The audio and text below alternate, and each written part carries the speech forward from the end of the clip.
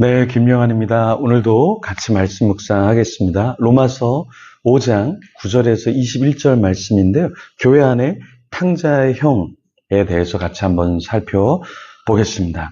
하나님의 사랑은 바로 여기 있죠. 어디 있습니까?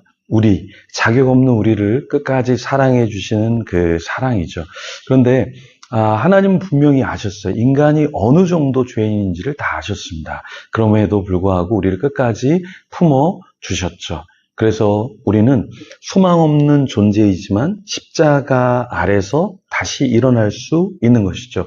저도 젊을 때 굉장히 제 문제로 엉엉 울고 있었을 때 주님의 십자가를 묵상하니까 그 주님은 십자가를 지시면서 우리를 위해서 우시는데 저는 제 개인적인 문제를 놓고 우는 모습을 보면서 참 죄송하고 마음이 아팠습니다. 우리가 소망을 잃었을 때도 주님을 바라보면 소망을 얻게 되죠.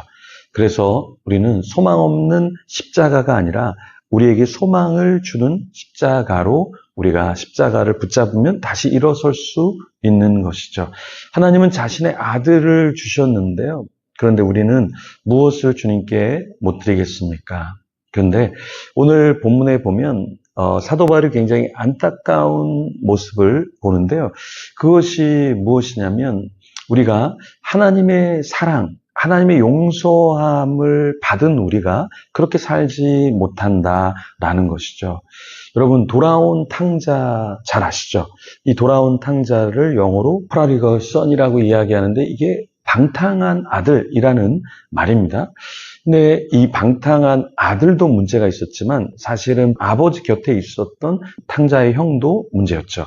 아버지가 탕자를 받아주고 잔치를 배설해 주었지만 그 형은 자신에게는 뭔가 해주지 않은 아버지에 대한 서운함이 있었죠. 근데 아버지는 사실 곁에 있으면서 늘 잘해줬는데 거기에 대해서 시기 질투를 했던 것이죠. 그럼 팀 켈러 목사님이 쓴 방탕한 선지자라는 책이 있습니다.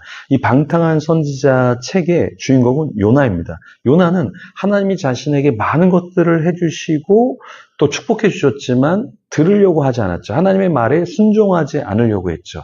그래서 이 팀 켈러 목사님이 요나를 묵상하면서 프라디걸 프로핏, 그러니까 방탕한 선지자다 이렇게 이야기하면서 그 요나가 어떠한 탕자의 형과 굉장히 많이 닮아 있음을 드러내 주었죠.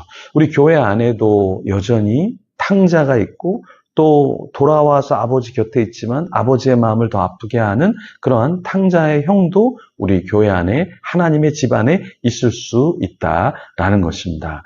바리새인과 세리, 그 차이가 무엇이었죠? 그 문제가 무엇이죠? 바리새인은 굉장히 의롭다라고 이야기했고 세리는 자신은 죄인이라고 가슴을 치면서 기도를 했습니다. 누가복음 18장에. 그런데 하나님은 누구를 받으셨을까요?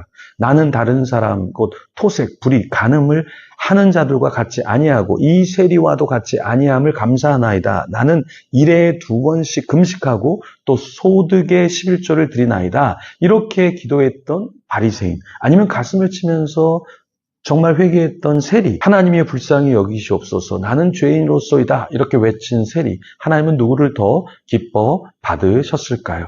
오늘 본문의 11절에 보면 이런 말씀이 있어요. 이제 우리로 화목을 얻게 하신 우리 주 예수 그리스도로 말미암아 하나님 앞에서 또한 즐거워하느니라. 바울은 오늘 교회 안에 하나님을 사랑하는 자들이 있지만 또한 이웃을 사랑하는 자들이 있어야 한다. 왜냐하면 우리가 하나님 안에서 그리스도의 구속을 통해서 어떠한 복을 누린다고 말해요? 하나님의 화평함, 하나님과 내가 화평하게 되었잖아요. 이 복을 누리잖아요. 그러면 이러한 복을 누리는 자는 자연스럽게 화목으로 나아가야 한다라는 거예요. 그래서 이제 우리로 화목을 얻게 하신 우리 주 예수 그리스도로 말미암아 하나님 안에서 또한 즐거워하느니라. 여러분, 주님 안에서 기뻐하고 계십니까? 뛰어놀고 계셔요? 주님으로 기쁘고 나와 함께하는 자들로 기쁩니까?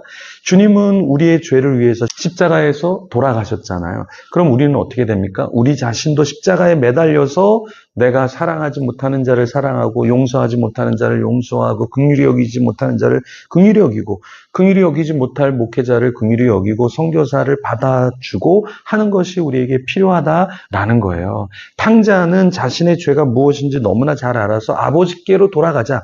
내가 아버지의 노예, 종처럼 살지라도 거기가 더 좋고 아버지 곁으로 가야겠다라는 결단을 했죠. 그런데 이 율법에 있는 율법을 지키면서 자긍하고 하나님 앞에 의롭다 하는 종교인은 하나님 나는 다른 사람과 다릅니다. 하나님 나는 죄가 없습니다. 이렇게 생각할 수 있다라는 거예요. 자, 오늘 보면 20절에 율법이 가입한 것은 범죄를 더하게 하려 함이라. 그러나 죄가 더한 곳에 은혜가 더욱 넘쳤나니 이렇게 말하고 있는데요.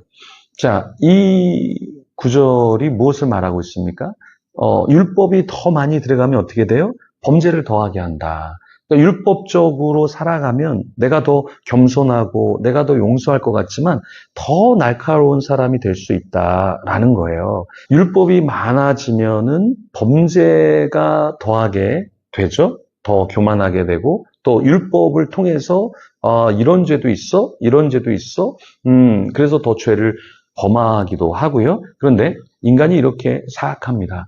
예. 그런데 죄가 더한 것에 은혜가 더욱 넘쳤다. 이렇게 말하고 있어요.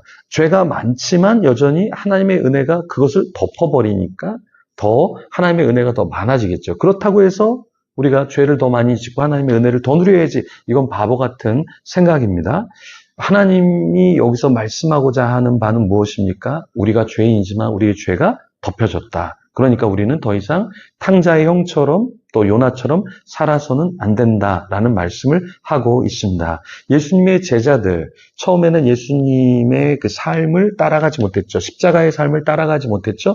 그렇지만 그들이 죽을 때는 다 십자가의 삶을 살면서 죽었습니다. 우리가 그리스도의 제자라면 오늘 나를 십자가에 매달아야 합니다. 우리의 자존감, 자존심, 자아 모든 것을 십자가에 매달고 더 겸손하게 이웃을 사랑하고 하나님을 사랑하는 저와 여러분이 되기를 소망합니다. 이 시간에 같이 십자가에 매달린 그 주님을 바라보면서 나도 매달리게 하여 주시옵소서. 주님, 제가 정말 용서하고 사랑의 사람이 되게 하시고 화목의 그리스도의 노예, 종이 되게 하여 주시옵소서. 이렇게 같이 우리 기도하면서 하나님 앞에 나아가겠습니다.